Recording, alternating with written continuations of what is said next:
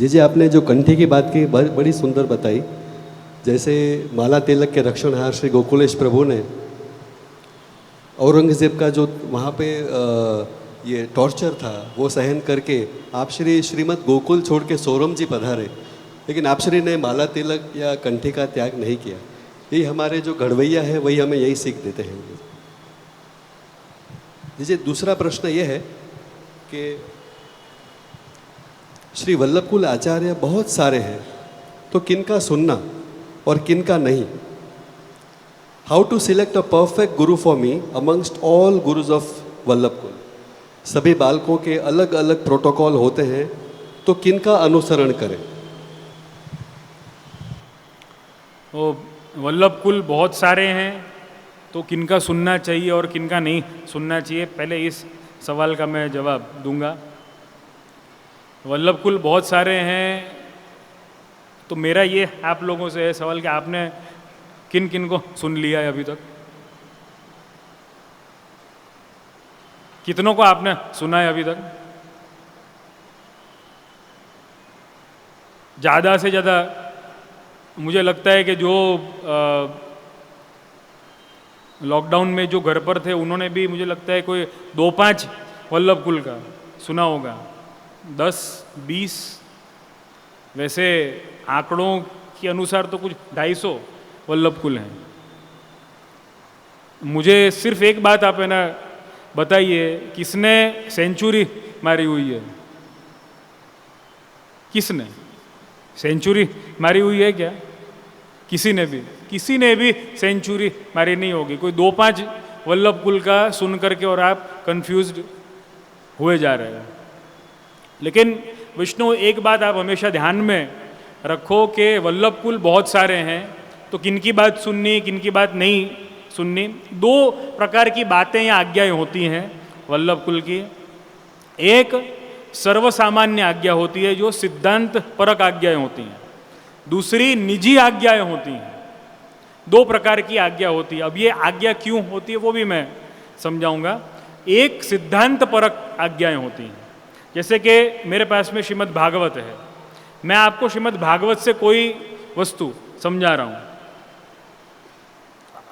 अभी उदाहरण के तौर पे, अभी जैसे कि इसके पहले का जो सवाल था उसमें मैंने आपको समझाया शौचाचार विहीनस्य आसुरावेश संभवत, के शुद्धता के पालन के हेतु अपन को सूतक पिंडरू इत्यादि का पालन करना चाहिए, ताकि आप अपनी देह ठाकुर जी के लायक अपन रख सकें एवरी टाइम और एनी टाइम। अब समझो ये सिद्धांत परक आज्ञा है कि सबको सूतक पिंडरू इत्यादि का पालन करना चाहिए। लेकिन अब मैं सबके लिए एक आज्ञा दे दूं, शास्त्र भी सबके लिए एक जैसी आज्ञा कभी भी करता नहीं है। अगर वो आचरण संबंधी आज्ञा है तो सिद्धांत संबंधी आज्ञा एक जैसी ही होती है, लेकिन आचरण संबंधी या निजी आज्ञा होती है तो वो it differs from every individual to individual. ये हमेशा ध्यान में रखना है अपन को। तो वल्लभकुल की आज्ञाएं अगर सिद्धांत परक आज्ञा है, श्रीमद् भागवत कोई ग्रंथ, तो वो सर्व सामान्य के लिए एक ही है। श्रीमद् भागवत पर वचनामृत मैं करूं या कोई अन्य वल्लभकुल भी करे, अगर वो सिद्धांत परक आज्ञा है तो वो एक ही आज्ञा होगी। लेकिन अब जैसे कि शौचाचार की बात है, मैंने कहा अब हमारे एक सेवक यहाँ पर बैठे हुए हैं, उनको बोरिंग के जल की जारी और सेवा का आग्रह रहता है। तो पहले तो बोरिंग के जल की जारी और सेवा क्रम की मैंने आज्ञा दी, तो घर में ऐसी कोई व्यवस्था उनके नहीं थी कि उनके यहाँ पे बोरिंग का जल आ सके। तो अपने यहाँ पर हवेली में से वो जल पधरा करके लेकर के जाते थे। थोड़े समय के बाद में परिस्थिति ऐसी आई कि भाई लेकर के जाना थोड़ा पॉसिबल नहीं था, तो मैंने उनको आज्ञा दी कि भाई एक काम करो, घर में जो भी जल आपके पास में है उससे आप सेवा करो, कोई आपत्ति की बात नहीं। तो वो क्रम उन्होंने शुरू किया। करते करते करते वापस उनको ऐसा लगा कि नहीं, ये इसमें कुछ आनंद नहीं आ रहा है। तो झारी जी का जल बोरिंग के जल से ही वो झारी जी भरे हैं, ऐसा उनको आग्रह और ऐसी प्रेरणा उनको वापस हुई। वापस उन्होंने मुझसे आज्ञा ली तो वापस उनको मैंने आज्ञा दे दी। अब समझो ये मैं आज्ञा सबको दे दूं, हवेली में सबको आकर के और झारी जी का जल लेकर के जाने का है। पहली बात तो ये है, हवेली के लिए ही जल बचेगा नहीं। आप सब अपने अपने घर जल लेकर के और चले जाओगे, हवेली के लिए ही जल बचेगा नहीं। चलो वो तो ठीक है। अब कोई, जैसे कि यहाँ एक मेरे सेवक हैं, विरार से आए हैं, एक पारला से आए हैं। अब वो लोग पारला से रोज आ रहे हैं, वर्जिश करते हुए, मैराथन की दौड़ लगाते हुए, કંતાનમાં लपेटीने जल જઈ રહ્યું છે। अब वो पारला से आ रहे हैं, विरार से आ रहे हैं, शक्यता नहीं है, पॉसिबिलिटी नहीं है, तो वहाँ पर छूट दी जाती है कि नहीं भाई, आप जो जल आपको उपलब्ध हो, शुद्धता पूर्वक और उत्तमता कौन से जल की है आपके यहाँ पर, वो आप देख करके उससे आप सेवा करो। ये निजी आज्ञा है, सिद्धांत परक आज्ञा नहीं है। सिद्धांत क्या है? शौचाचार विहीनस्य आसुरावेश संभव। लेकिन निजी आज्ञा इनके लिए कुछ और होगी, इनके लिए कुछ और होगी, उनके लिए कुछ और होगी, इनके लिए कुछ और होगी। डॉक्टर हैं, उनके लिए कुछ और होगी। तो कहने का तात्पर्य यह है, निजी आज्ञाएं हमेशा अलग अलग रहती हैं और अलग अलग होनी चाहिए। क्यों? वो आपको शायद समझ में आ गया होगा। अगर समझ में नहीं आया हो तो यही बात है कि अगर मैं निजी आज्ञा भी सबके लिए एक कर दूं तो क्या होगा? विरार से भी आपको जल लेने आना पड़ेगा। नहीं भाई, यहाँ जल तो हवेलीનું જ। जैसे कि एक एग्जाम्पल के तौर पे झारीजीનું जल એટલે यमुना जल જ હોવું જોઈએ। तो क्या गोकुल जाएं रोज रोज, या गोकुल से डायरेक्ट इधर पाइपलाइन ले लें? क्या करें? तो उसका हमने सॉल्यूशन ढूंढा, हमने उसका सॉल्यूशन ढूंढा। ये देखो, कई प्रकार के सॉल्यूशन है कि भाई आप व्रज में साल 6 महीने में एक बार अगर जा रहे हो तो आप एक कंटेनर में, एक घड़े में शुद्धता पूर्वक जल भर के आप ले आओ। नित्य थोड़ा थोड़ा जल आपके जो मथनी है आपके घर में जलपान की, जिसमें से आप झारी भरते हो ठाकुर जी को, उसमें आप थोड़ा एक एक दो दो बूंद रोज पधरा दिया करो, तो उसमें यमुना जी का भाव हो जाएगा। ये भी एक सॉल्यूशन है। दूसरा एक ये है सॉल्यूशन कि भाई आप एक काम कर सकते हो कि जो जल उपलब्ध है, प्लीज ऐसा करना शुरू कर मत देना कि रोज दो दो बूंद। फिर उसके लिए अपने हमारे पास में सब लोग है ना आएंगे कि भाई ये ना दो बूंद जिंदगी की थी, अब ये दो बूंद जो है वो, समझ गए ना? तो वो ऐसा हो जाएगा कुछ। तो ये निजी आज्ञाएं होती हैं। तो दूसरा सॉल्यूशन ये है इसका कि आपके पास में जो जल उपलब्ध है उसमें ही यमुना जी की भावना करनी कि ये यमुना जल है। प्रियारति श्रमहरम सुगंधिम परिशीतलम यामुनाम वारी पात्रेस्मिन भवश्री कृष्णता परत। पूरा श्लोक जो है उसका पाठ करके और झारी जी भरी जाए और भावना कर ली जाए।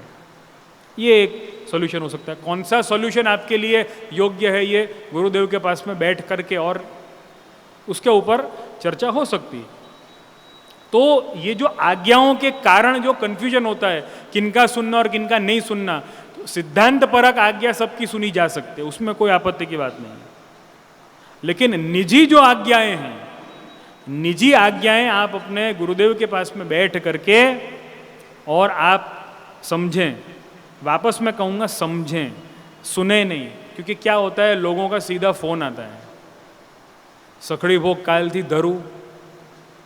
धरू, केम बारस है, तो केम मोटी बारस है, केम पवित्रा बारस है। अरे भाई, तुमको ये नहीं मालूम है कि सखड़ी क्या होता है, अनसखड़ी क्या होता है, दूधगर खबर है शू मीठू आवे ई सखड़ी। किसने बोला ऐसा आपको? किसने ऐसा बोल दिया आपको? सखड़ी का क्रम हमको मालूम नहीं है, कुछ हमको नहीं मालूम है, सीधा फोन, काल थी सखड़ी धरू। અમુક लोग तो उसमें भी बहुत आगे हैं, જ્યારે મન થાય ત્યારે ધરું। હવે એનું હવે તમને તો હવે કાંઈ બી થતું રહેશે મન। હવે જ્યારે મન થાય ને જે મન થાય એની આજ્ઞા હમણાંથી હું આપી દઉં, ये तो क्या है कि ये बहुत विचित्र बातें हैं ये। तो क्या है कि निजी आज्ञाएं आपको बैठ करके समझनी पड़ेंगी। कभी भी गुरुदेव के पास में सीधा फोन, सखड़ी धरू सीधा फोन, व्रजमा जाओ, अरे तो जाओ ना। हम आपको रोकेंगे तो रुक जाओगे, नाथ द्वारा जाओ तो जाओ। इन्फॉर्म करने की कोई आवश्यकता नहीं ना। ये मम्मी कहता था आज्ञा लेवी, तो आज्ञानी पहला उपदेश लेवो पड़े। आप आज्ञा कोई भी लोगे ना, उसके पहले आपको उपदेश लेना चाहिए, उसके पीछे का विचार जानना चाहिए आपको, उसके बाद में आज्ञा ली जाती कि अब मैं ये करूं। जैसे कि स्टूडेंट स्कूल में जाएगा, पढ़ेगा, क्लास में बैठेगा, टीचर से समझेगा, उसके बाद में उसको आज्ञा दी जाएगी कि एग्ज़ाम दे। अब किया कुछ नहीं है, सीधा एग्ज़ाम आपो, कैसे दोगे एग्ज़ाम? एलिजिबिलिटी क्या है तुम्हारी? तो सामान्य आज्ञा और जो सिद्धांत परक आज्ञा है या निजी आज्ञा है, उनमें अंतर करना सीखिए। निजी आज्ञाएं समझिए। एक बात हमेशा ध्यान में रखिए, धर्म विचार है, धर्म सवाल या जवाब नहीं है, धर्म जिज्ञासा है। सवाल नहीं है सिर्फ कि मेरे को सवाल आया और ऐसा नहीं है, धर्म जिज्ञासा है। धर्म एक विचार है, उसके पीछे का विचार जानिए, विचार समझिए। तो वल्लभ कुल आचार्य बहुत सारे हैं, तो मुझे ऐसा लगता है कि ये हम सबके लिए सौभाग्य और आनंद की बात है कि वल्लभ कुल आचार्य बहुत सारे हैं। किनका सुने, किनका न सुने। सिद्धांत परक आज्ञा आपको समझ में आती है, एक वल्लभ कुल बालक की, 5 वल्लभ कुल बालक की, 10 की, या फिर आप सेंचुरी मारें, आप बहुत अच्छी बात है, कोई आपत्ति की बात नहीं है। सिद्धांत परक आज्ञा आप सुन सकते हैं, जिसमें महाप्रभु जी की आज्ञा हो, श्रीमद् भागवतोक्त आज्ञाएं हो, वो आप सुन सकते हैं। निजी आज्ञा जो है, निजी आज्ञा के लिए गुरुदेव के पास में बैठ करके विचार जानना पड़ेगा कि विचार क्या है, इसके पीछे का विचार, धर्म के पीछे का विचार। और दूसरा है how to select a perfect guru amongst all gurus of Vallabh Kul. इतने वल्लभ कुल के गुरु हैं, उसमें से परफेक्ट गुरु को कैसे हम जाने कि हमारे लिए परफेक्ट कौन है? ये बहुत अच्छा सवाल लगा मुझे। तो ऐसा है कि आपको परफेक्ट गुरु अगर जानना है तो उसके लिए आप एक काम करिए, परफेक्ट आप बन जाइए पहले। आपको परफेक्ट गुरु क्या होता है, कैसा होता है, वो आपको पता चल जाएगा। जब तक आप इम्परफेक्ट हैं, तब तक आपको अगर इम्परफेक्ट गुरु मिले मेरे जैसा, तो कोई आपत्ति की बात उसमें होनी नहीं चाहिए। मैं तो एक बात जानता हूँ कि ये पूरे जो आज सवाल है ना, उसके ऊपर का हार्द और उसके ऊपर का सार एक ही है। गुजराती में बहु प्रख्यात कहेवत है, आओ भाई हरखा ने आपणे बेव सरखा। हम कोई भी, ना आप और न मैं, परफेक्ट कोई भी नहीं है। हम साथ में अगर होंगे तो शायद हम परफेक्ट बनेंगे। बंदी मुट्ठी लाख की है, तो हम शायद एक मुट्ठी की तरह अगर एक हम हुए तो हम शायद परफेक्ट बन सकेंगे, जैसा श्री महाप्रभु जी हमको बनाना चाहते हैं। तो परफेक्ट गुरु आप तभी आपको जरूर मिलेंगे जब आप परफेक्ट हो जाएंगे। दूसरा एक सवाल इसमें यह भी आ सकता है कि हम अगर परफेक्ट अगर होते तो गुरु की जरूरत क्या थी? तो गुरु परफेक्ट होने चाहिए, चेला भले इम्परफेक्ट हो तो चल सकता है, फाइन, एक्सेप्टेड। लेकिन अगर एक परफेक्ट गुरु को एक इम्परफेक्ट चेला मिल जाता है, एक उदाहरण के तौर पे मैं आपको ये सारे जवाब जो है वो श्रीमद् भागवत में से या निबंध में से या साधन दीपिका ग्रंथ में से या षोडश ग्रंथ की कुछ कुछ आज्ञाओं से मैं आपको दे सकता हूँ, लेकिन मैं आपको वो जवाब दूंगा, आपको कुछ भी समझ में नहीं आने वाला है, ये मुझे मालूम है। इसलिए लीस्ट पार्ट प्रमाण का या ग्रंथों का रखा जाता है। इम्परफेक्ट आप हैं, एक्सेप्टेबल है, लेकिन परफेक्ट गुरु को, गुरु में परफेक्शन को ढूंढने की बजाय गुरु मिल गया है, वो ही परफेक्ट है। गुरु मिलना ही अपने आप में एक परफेक्ट स्टेप है, ये हम पहले माने। और अगर कुछ इम्परफेक्शन लगता भी है तो भी देखो वैष्णव, ये मुझे बोलने में न तो कोई संकोच है न तो मुझे हिचकिचाहट है कि अगर आपको मैं इम्परफेक्ट लगता हूँ तो मैंने ऐसे कई वैष्णवों को देखा है कि मेरे पहले उनको मैं परफेक्ट लग रहा था और कई वैष्णव को मैं थोड़े साल के बाद में, थोड़े टाइम के बाद में मैं इम्परफेक्ट लगना शुरू हो गया। और इम्परफेक्ट लगते लगते लगते लगते लगते उनको अभाव आ गया, और अभाव आने के बाद में उन्होंने सन्मुख होना भी छोड़ दिया, उपदेश लेना भी छोड़ दिया, सब कुछ खत्म हो गया। लेकिन जो ऐसे भी हैं, आपके पास में तो कितना अच्छा ऑप्शन है। आपको सिर्फ एक काम करना है, वेरी सिंपल। क्या? आना बंद कर देना है। सिंपल है, मेहनत उसमें कुछ भी नहीं है, नथिंग डूइंग। करना क्या है? आना बंद कर देना है। पूछे कोई, बोलना क्या है? हवे फावतू नहीं, हवे टाइम नहीं। बहाने भी बनाने की कोई आवश्यकता नहीं है, रेडी है। फावतू नहीं, टाइम नहीं, आम नहीं, तो बहाने भी 10 है।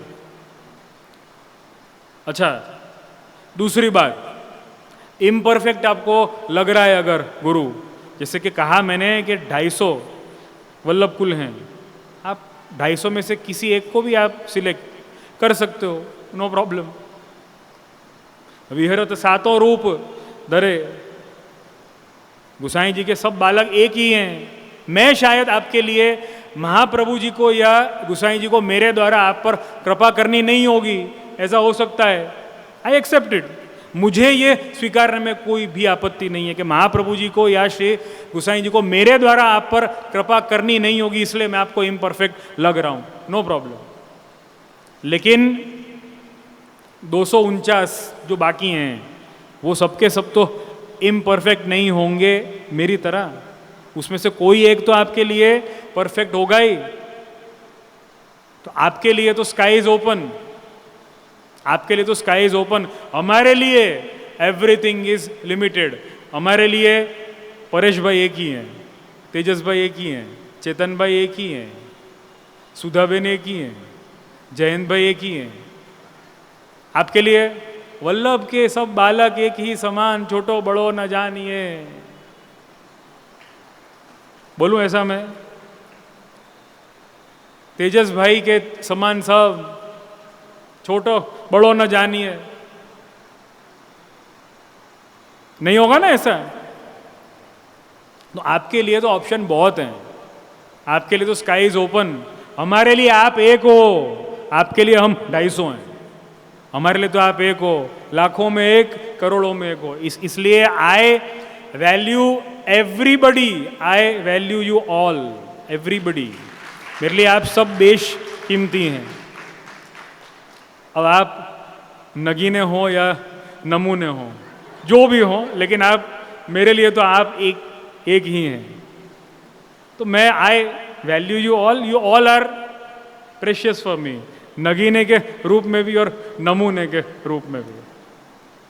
तो आपके लिए तो स्काई इज ओपन, हमारे लिए आप एक ही हैं। तो वल्लभ की इच्छा शायद ऐसी होगी कि दूसरे कोई स्वरूप से वो कृपा करना चाहते हो। तो ऐसा हो सकता है, ऐसा होता आया है, ऐसा हुआ है, और आगे ऐसा ज़्यादा होगा, ऐसा मुझे लगता है। लेकिन ऐसा करना चाहिए, ऐसा मैं नहीं कहूँगा। क्योंकि क्या क्या होता है, कई लोग क्या है आज इधर, कल उधर, फिर उधर, इसलिए वो कंफ्यूज ही होते रहेंगे, कंफ्यूज। ऐसा आप करो, ऐसा मैं बोल नहीं रहा हूँ, लेकिन आप कुछ अगर सीख रहे हैं, आप अगर महाप्रभु जी की आज्ञा, महाप्रभु जी की वाणी और धर्मोपदेश आप ले रहे हैं और उसका आचरण भी कर रहे हैं तो ठीक है। तो परफेक्शन की खोज यही है कि हमें गुरु मिल जाए। और सभी बालकों के अलग अलग प्रोटोकॉल होते हैं, तो किनका अनुसरण करें, तो ये मैंने जवाब दे ही दिया है। जो आपके लिए परफेक्ट हो उसका आप अनुकरण कर सकते हैं, निजी आज्ञा उनसे ले सकते हैं। अस्तु।